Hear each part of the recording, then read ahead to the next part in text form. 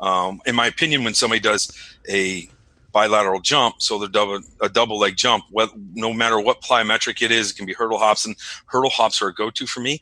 It actually screws up the neurological pattern, in my opinion. You get a negative feedback loop, and then I just fix it as soon as they're done.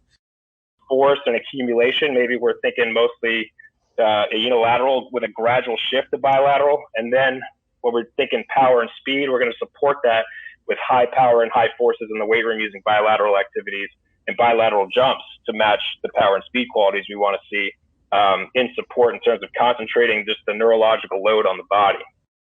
Like the Altus rudiment series that you would start with, those low amplitude hops, right foot to right foot and so on, left foot to left foot, and just going forward, backward, side to side, going side out, outside, going side inside, things like that, and just progressing into maybe some bounding and working from extensive to intensive.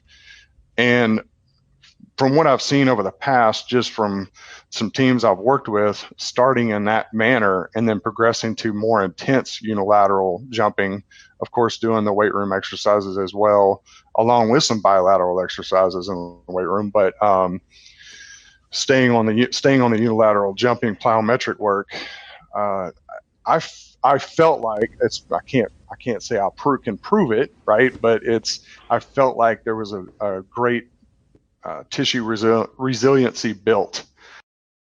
That was Cal Dietz, Cameron Josse, and Chad Dennis speaking on elements of unilateral and bilateral training in an integrative training system. You're listening to the Just Fly Performance Podcast.